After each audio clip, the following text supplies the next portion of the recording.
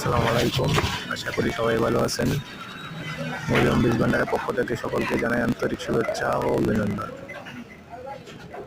মরিয়ম বীজ ভান্ডারে আপনারা পাবেন শীতকালীন শসা, Kanchan, green beauty, Messi, long Japan, প্রসারা, জাদু, Malini, Sultan plus, field martial.